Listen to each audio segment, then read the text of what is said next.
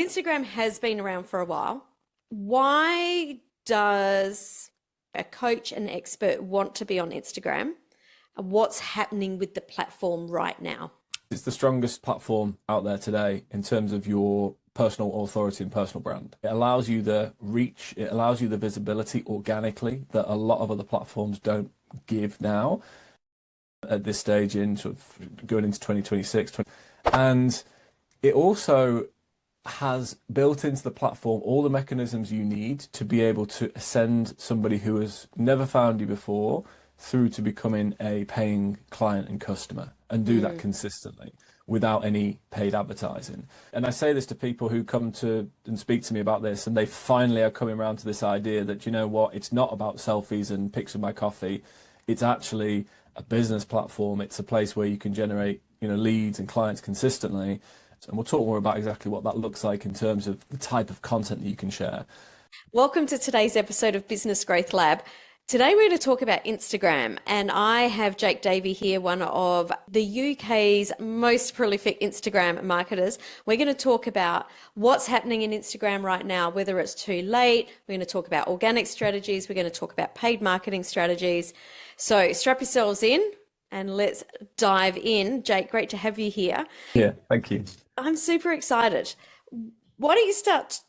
Actually, let's start right here, because Instagram has been around for a while. Why does a coach and expert want to be on Instagram? And what's happening with the platform right now? Yeah, great question. Again, thank you for the opportunity to be here. I'm excited about this. So hopefully we can share one or two useful things for everybody listening. So why do people want to be here right now? I would suggest it's the strongest platform out there today in terms of your personal authority and personal brand. And that's continued to grow over, the platform's been around over 15 years now, and it's just continued to go from strength to strength. My God, that makes me feel so old. I know, 15 years. I know. It's crazy. It really is. And I think I started on the platform 8 years ago, and I think one of the biggest shifts that I've seen personally is this continual move towards the brand. And that doesn't necessarily mean a business brand, but certainly more of a personal brand. Yeah. Because people are buying from people. They want a degree of trust. They want to feel rapport. They want to feel relationships. They want to feel connection. And the good thing is, it doesn't have to be perfect. I think we just need to be there and be visible. And so this platform is seen really as the number one platform for the personal brand. It allows you the reach. It allows you the visibility organically that a lot of other platforms don't give now. At this stage in sort of going into 2026. And it also has built into the platform all the mechanisms you need to be able to send somebody who has never found you before through to becoming a paying client and customer, and do that consistently without any paid advertising. So that's a very high level answer, but it provides all the ingredients that somebody needs if they're doing this on their own or if they have a small team, to be able to move people from unknown through to buying client and customer, and potentially repeat buyer again and again. It, like you just said, it has been around 15 years, which blows my mind because I can remember when it started. And at the beginning, I wasn't totally sold on Instagram because, like back in the day, the aesthetic of the profile was just like so perfect.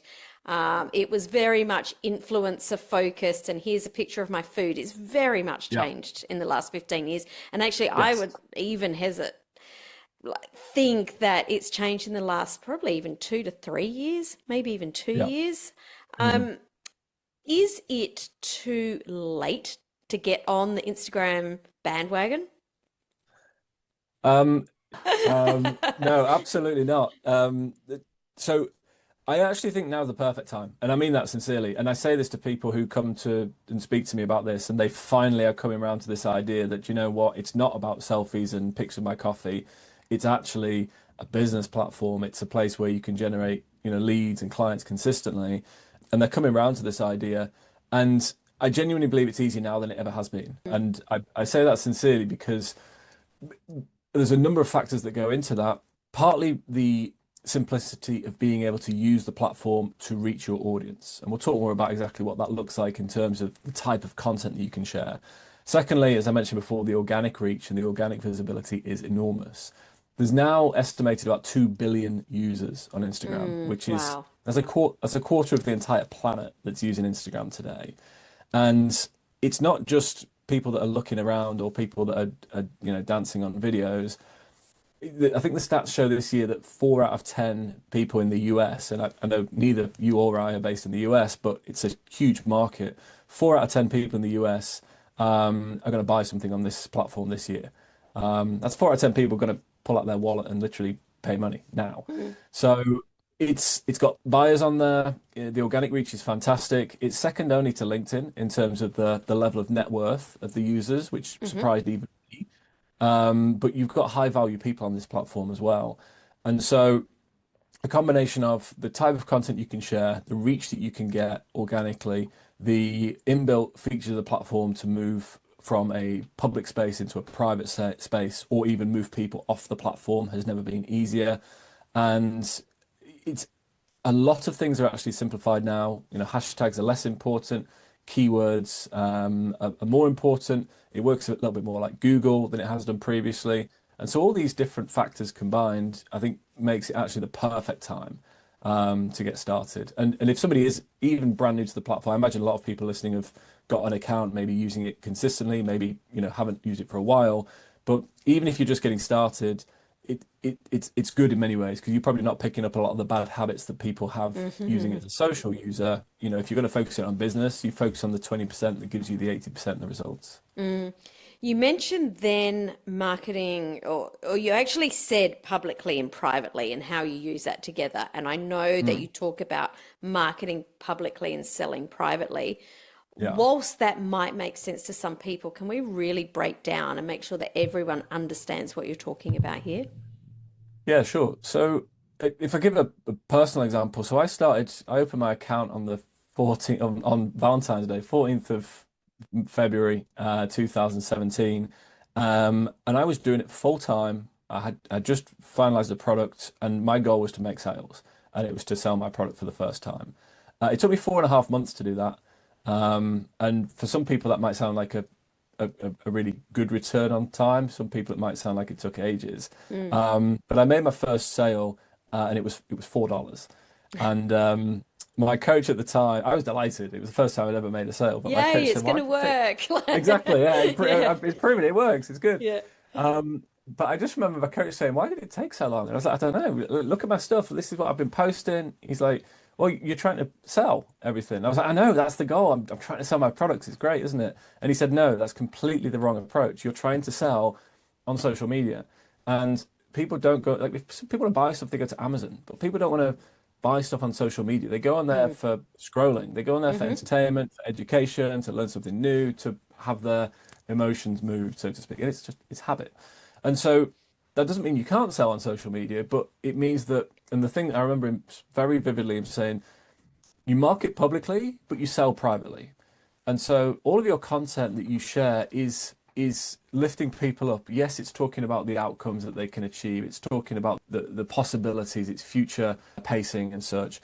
But you don't sell publicly. You move people from those visible and those public posts into either a private conversation, which is direct messages, or off the platform into your database, into a training, into a phone call, whatever that looks like. And as soon as I made that switch and I started, really understanding more about how to market rather than just sell, it changed everything. And so in the 8 months after that, that was when I did my first 100K on Instagram. And I was just like, wow, this totally makes sense now. I totally get it. And so I think still when a lot of people come to us, either they're not sure what to post or they're posting every day or they're posting frequently and they're like, Instagram doesn't work for me. And I think one of the biggest shifts that we help people with when they do that is helping them develop their content strategy so the next step is clear. So the attraction element, what we call AIM, is the AIM framework: attract, invite conversations, and then monetize.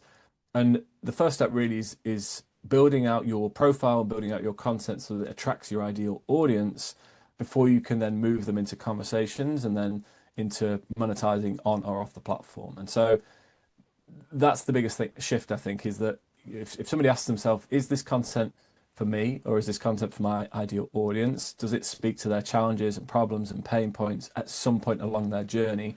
And if it does, then it's more likely to hit home, and you can then start to invite those conversations. And there's software and tools and strategies that we could talk about right now if you like, that allow you to do that, to move people from public to private. Before I do want to talk about the strategy of how we do that, but before we do, I want to help people get really clear when you're talking about you're not selling on the platform. Yeah. And this could be how long is a piece of string question, but Yeah. what sort of content are you using to move people into that conversation when you're not Yeah. actually selling? Great. The content that I usually, there's a number of different ways that you can approach that. And again, of course, it depends on the business, the niche, the product, the service, all these various types of things. Um, but the usual approach that I would recommend with our clients is to get very clear on the challenges, the pain points, the struggles that person has right now. Hmm. The phrase during the conversation in their head. Mm. It's a lot easier to say than it is to do, of Hmm. course. But just being really clear on who is your ideal audience right now and what exactly do they want. And if you can give them examples and talk to those challenges and problems and pain points and speak to the thing that they want right now, then they're going to take action. And that action might come in the form of visiting your profile. It might come in the form of consuming more of your content. It might be clicking on a link, or commenting a keyword and such in your posts. And so it's that maybe sounds quite vague, but the place that I always recommend starting is, what are the biggest challenges, the biggest pain points, the biggest struggles of your audience right now? And let's deeply focus on content around that topic. Hmm. Hmm. And just to go one step further on that, quite often when we do that with clients, they think, I feel like I'm repeating myself a lot. I'm saying the same thing Uh-huh. again and again and again in my videos. Totally. But the reality is that's okay, because when Instagram shows it's not showing every video to every person that follows you. It's showing pockets of content to different groups of people. And so and if you think about how much other content and information people consume, they're not going to be overwhelmed because, oh, that person is talking about the same topic again. If anything, we need to continue to do that, because that, again, there's things behind the scenes going on, but that feeds the algorithm more clearly about who your ideal audience is and what you talk about and how you can help people. But it also just continues to refresh and reaffirm and reassert the fact that you are the expert in this space, and you do have a solution to those problems, or you do have a suggested next step for those problems. So Mm. that's the type of content that I would suggest. But there are mechanisms, as I mentioned, about actually moving people from public to private, which we can talk about as well. Let's talk about that now. So, because once we've created this amazing content and you were talking Yeah. about, they have to comment a word or whatever it is, how do we then systemize this? How do we create it so that it is scalable and also sustainable? Yeah. Well, the good news is that Instagram allows a number of automation tools now and integrates with a lot of software, which it hadn't done previously. Personally, back in 2017, when I started, there was no scheduling app that connected with Instagram. So I was posting manually, Mm. excuse me, every 4 hours. So I used to wake up in the middle of the night to post Oh manually my every 4 hours. goodness. That's crazy. Um, I know, I know, I know. Committed But to the that cause, much. That's yeah, I know, awesome. I know. But I really was. I wanted the outcome, and so I was committed to doing it. But yes, of course, there's a lot more integration now. There's a lot more software and such. And the tool that makes the big difference today and automates a lot and does a lot of the heavy lifting is called ManyChat. Mm. And again, some people will be familiar with that. Some people, maybe it's the first time they've heard it. But the great thing is that, and in the simplest way I can explain it, Instagram, one of the biggest objections that people had to Instagram in the past was, I can't, it's hard to get people off the platform. And certainly when we work with people that use, say, LinkedIn, they would say, yeah, but there's no links, you can't get people to click on the link in a post and all these types of things. And that's true. But and it used to be that you would send people to your bio and you say, click the link in the bio, and hopefully send people off there. But now the easiest way to do it is the comment keyword with many chats. And ultimately what that is, again, in simple terms, is when you share a post, when you share a video or share a still image, you can direct your viewers and your followers to comment a specific word underneath the post. And when they do, that triggers the automation, and that can then move people to a private conversation. So the way that I might use it, for example, in my business is we offer something called the perfect Instagram post. We have an Instagram audit that we offer. We have a number of different resources, and if somebody comments that keyword, then they will receive a response that says, "Thanks for requesting the Instagram audit. Thanks for requesting the perfect post. Now check your direct messages, check your DMs." And so the really clever thing is that somebody comments a word here and it appears now in a private conversation in direct messages. And that's the gap that's been bridged, which has been missing for so long, is moving from Mm-hmm. public to private. And so having that set up, it allows you almost infinite scale because it just continues to fill up your pipeline now with leads who have, metaphorically raised their hand and said, yes, I'm interested in that resource. Yes, I'm interested to learn more. And then obviously that's where your nurture sequence can begin. Mm, love that. Can you talk to us about, and I think this is really important here, the difference that you're seeing on the platform right now between like the actual news feed and Yep, stories? sure. So the again, I make no assumption about who's listening and how much they've used Instagram before. There's a number of different parts of the platform. The news feed is where people share their posts, which might be pictures, they might be videos, they might be carousel posts, which have multiple images or multiple videos in one post, and they will stay on your feed. They will stay on your profile for as long as you wish them to stay there. Predominantly they can be viewed by anybody. So when you post, then Instagram throws it out into the Instagram sphere, and a combination of followers and non-followers will see those posts. There are, by the way, stats which different types of content will be shown to different types of audiences, which we can also talk about Hmm. shortly. Instagram stories work slightly differently. They work similar to stories on Facebook, which is that you can create a story, but it's predominantly only shown to your followers. So really your followers and actually your most engaged followers will be kind of notified when they open the app that you've shared stories or that you've got recent behind the scenes stories. And stories stay there for 24 hours. They are a bit more off the cuff, they don't need to be curated as nicely. And but the great thing about stories is that they are shown to your warmest audience and they can again be used for lead generation. And Mm, so that comment keyword that I mentioned before, which operates on your posts, you can also use the comment keyword on your stories. So it's a great opportunity again to move people from public to private. mm, So where your feed, if you like, your reels and your posts and your carousels are more forward facing or more public facing, your stories feel a little bit more intimate. They feel a little bit more behind the scenes, and a very small selection or a much smaller selection of people are going to see those. But the good thing is that the small selection that do see those are probably your top mm, 5 or 10% most engaged people on the platform. So it's a great opportunity. If you think the 80/20 principle, you're really getting the most engaged people in those stories, consistently mm, seeing your content. mm. Love that. Love that so much.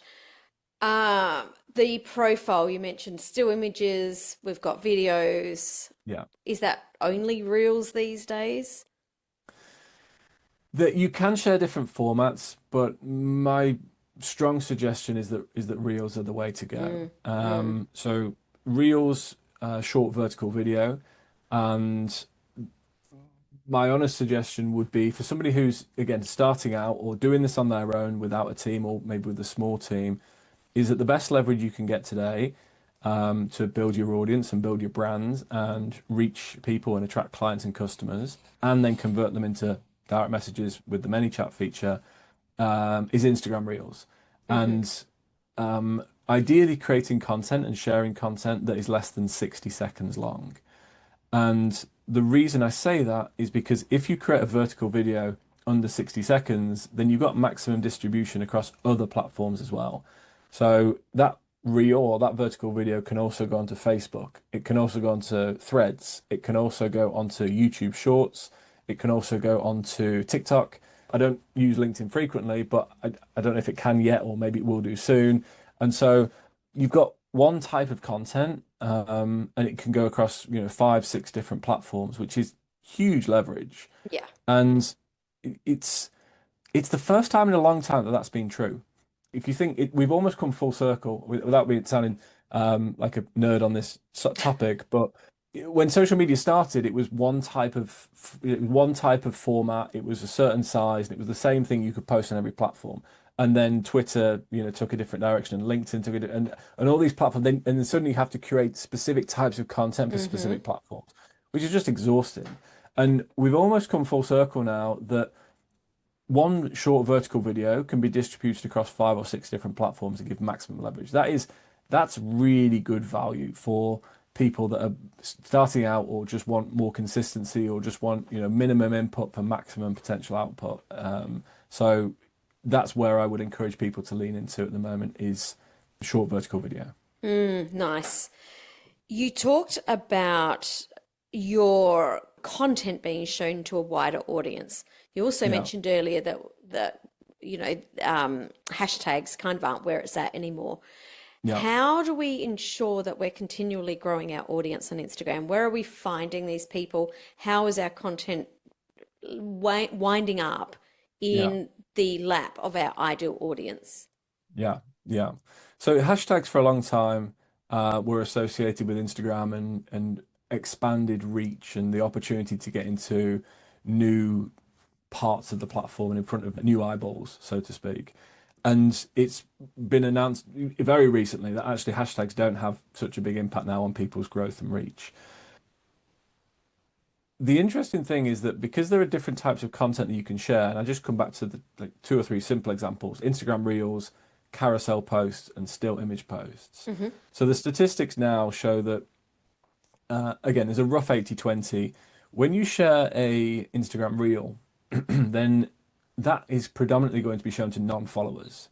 So at least 80% normally of people that are not following you are going to see your reel. So just simply by default, if only 20% is your audience and 80% is not, purely by default, that means that by posting reels, you're more likely to expand your audience, expand your reach, and reach more people.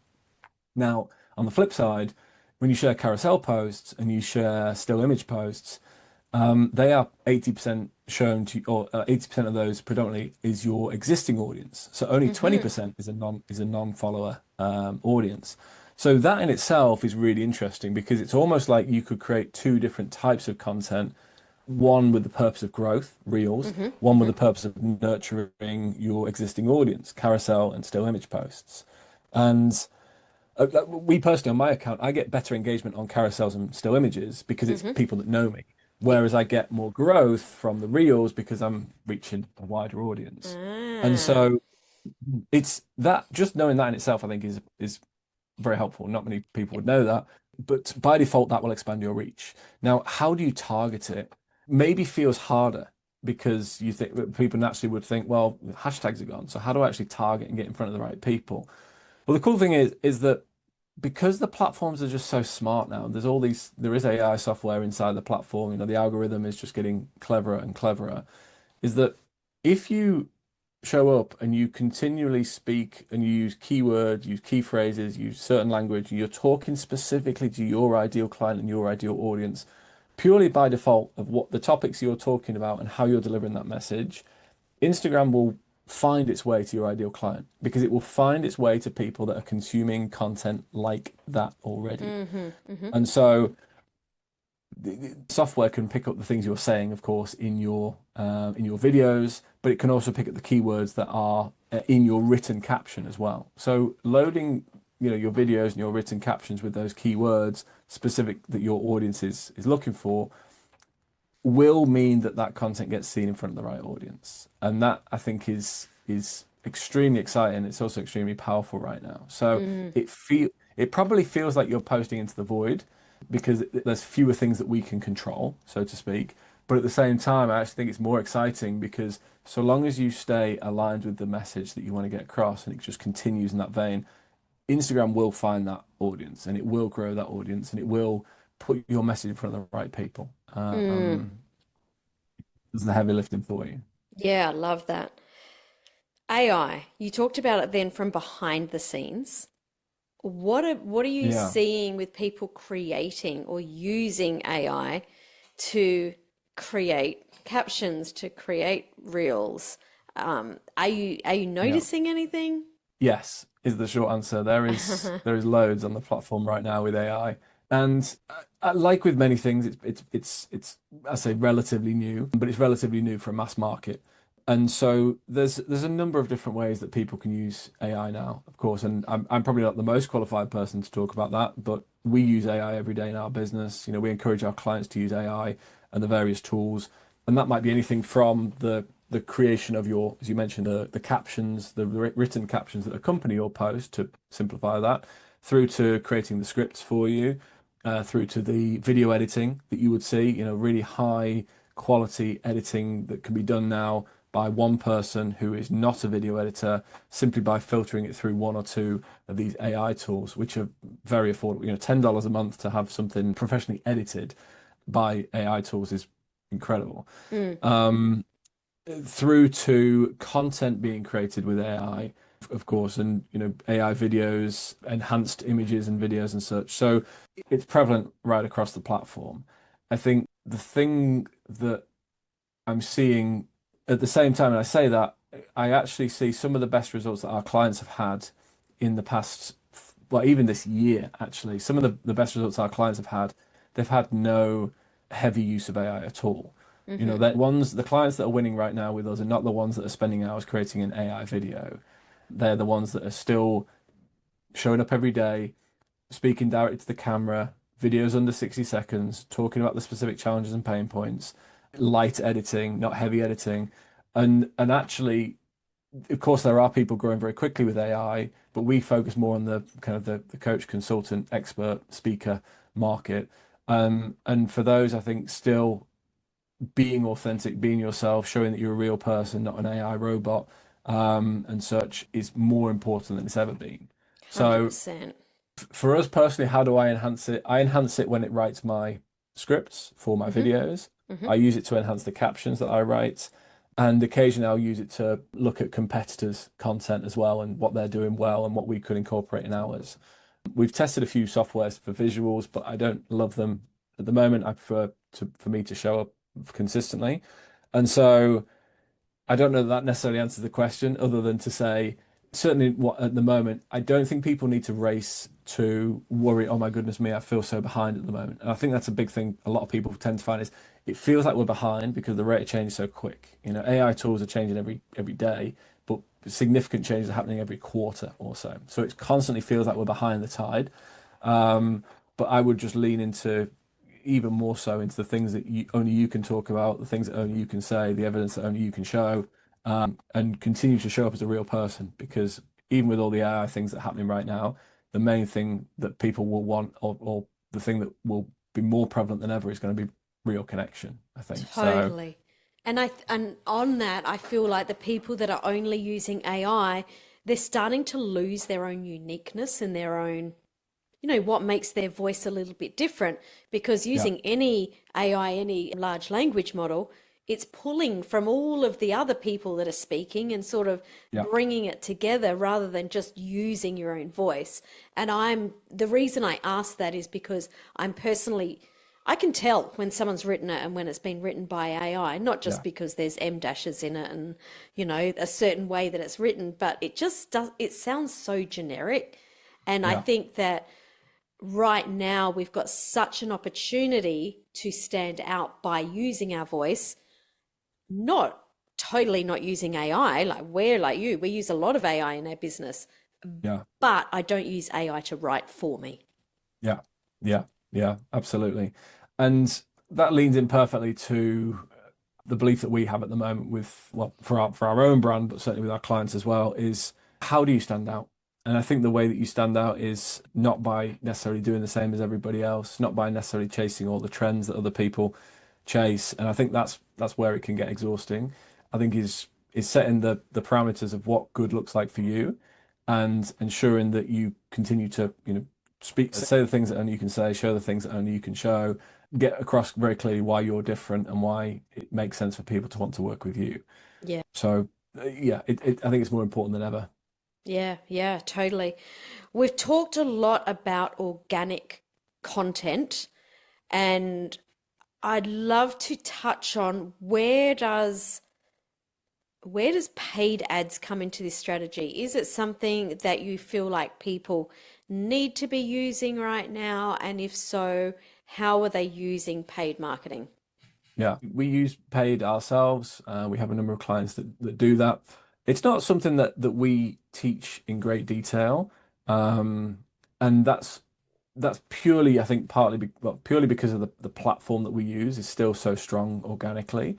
If you compared, they're not the same, but if you compared Instagram versus Facebook, Instagram organic reach is still excellent. Yeah. Facebook, you really need to be paying on that platform, I think, Yeah, today. that's right. So the majority of time, the advice is we strongly recommend organic as being the best way to go on Instagram today. I really do, and even more so with the recent changes that are happening.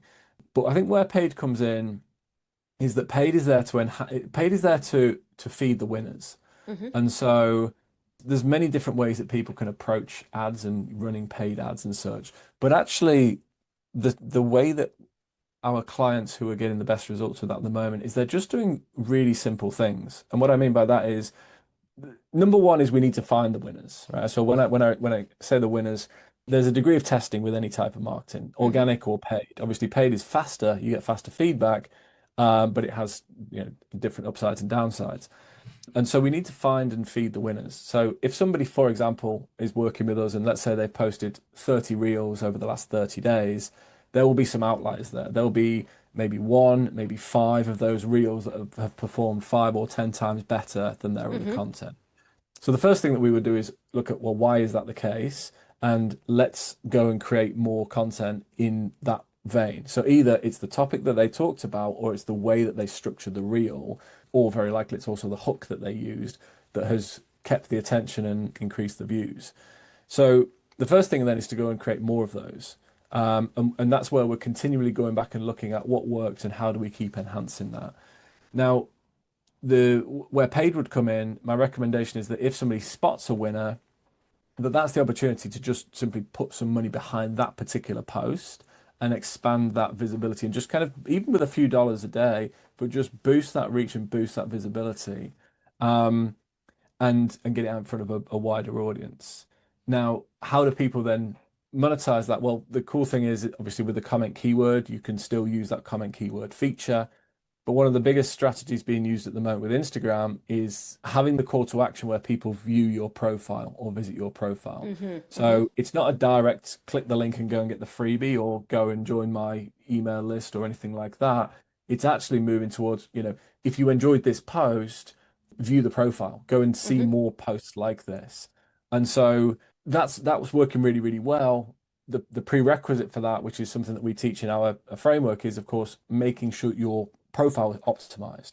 So when somebody lands there in the first 3 seconds, they know what you do, they know how you can help them. Your story highlights are all, set up the right way to potentially lead people off the platform and into different areas of your business. Your three pinned posts are set up to position you to tell people how they can take the next step, to maybe share testimonials and success stories. So having those things in place is important. And so I would see at this stage, particularly with Instagram, that the ads is there to accelerate the winners, and it's like the cherry on the icing on the top of the cake, rather than being the foundation for the business Hmm. growth right now. Hmm. Hmm. And that's the way that I recommend clients approach it. I think it's a lot more secure, and organic marketing is the foundation of everything that we do. So that's personally how I would approach it and how we approach it and our clients approach it at the moment. Yeah, I love it.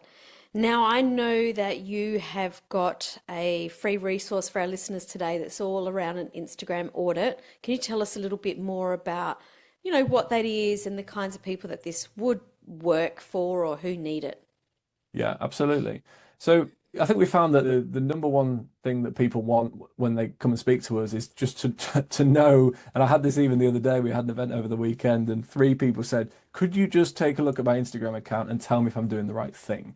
Which I totally get, but obviously we get asked that quite a lot. And so what we did is we created something called the Instagram audit, which literally does just that. It gives you the opportunity to have direct feedback on exactly what is there right now. So, how you've positioned yourself as an expert or as an authority, as a coach, as a leader, as a speaker. Is your profile set up the right way? As almost like a landing page is how I would usually position it. Is the goal here is to capture that traffic and capture people when they land there and get them to take the next step. Is it set up the right way to allow you to do that? Or what tweaks and improvements might you make? And then once you've got that foundation set up, well, how are you actually attracting people there? What content you sharing? What's the message in the content? How frequently are you posting? So it's kind of a real clear overview about these are the things that you're doing right now. We almost color code it with people. It's like we rag it, so to speak. So red, amber, green. These areas are really strong in terms of how you are set up to attract people. These areas need some improvement. These areas are really strong in terms of how you convert people. These areas need some improvement, and these areas are really strong in terms of how you're monetizing right now, but these areas could well be improved as well. And so the clients that we worked with over the past few years, the clients have generated over $22 million in sales through Wow. Instagram that we worked with. And so I feel pretty confident that we can help people, along those three lines of attract, invite conversations, and monetize to be able to enhance their profile so that even from the traffic that they're already getting and even from the time that they're already spending, they could 2x, 5x, even 10x the return in terms of leads, in terms of calls booked, and then in terms of clients from the program as well. So the Instagram audit is something that I would offer to anybody who's listening, watching, and would like to get access to that. It's completely free. There's no sale on there. There's nothing to buy, even if you wanted to. So it's just the opportunity for somebody to have feedback directly on what they're doing. Definitely go and grab a copy of that. The link will be just below wherever you're listening. And of course, go and follow Jake on Instagram. That goes without saying, so you can see the awesome stuff that he's doing over there. Jake, it's been so great to chat with you today. I'd love you to leave us with a thought. What is one thing that you would like to leave us with that we can really concentrate on or focus on over the next 30 days? Perfect. I have something for this, actually. I actually know what I'm going to say. So I listened to a podcast at the start of this year with a guy called Greg McKeown. And he's the author of a book called Essentialism, which is ultimately focusing on just one thing, a bit like Gary Keller's book, The One Thing. And he was being interviewed in this podcast, and he said that he hadn't missed a day of journaling for 8.5 years. And when I heard that, I was like, that's crazy. That's a really strong habit this guy's built. How has he not missed a day of journaling for 8.5 years? And he basically told the story where when he's journaling, when most people start journaling or writing their diaries and such, they set an upper limit, kind of a minimum thing that they need to do. I must write a page a day, or I've got to do half an hour, I've got to do an, and so it's just we obviously have days where we don't do that, we miss the target and such, and then we feel overwhelmed, it's like we failed and such, and so people don't do it. But the way that he did it is rather than having a minimum, he actually has a maximum limit. And so the rule for his journals is that he's never allowed to write more than 5 sentences for a day. And when I heard that, I was just like, that's genius. Like it's so easy, everybody can do that. And when you have a maximum limit, you know that it's not just going to go on and on and on. You can see the end, you can see the finish line already. And so his thing was minimum 1 sentence, maximum five. No, even if he's had a really good day, he wants to write loads, maximum five. And so I just thought, well, how do I make that relevant for our audience so that they can get more consistent with their content and build their community as well?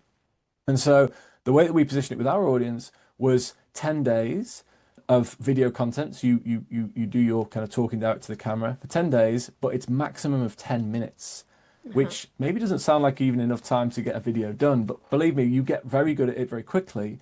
And the cool thing is that if you just commit to 10 days maximum, no more, you're never allowed to do more than 10 minutes a day.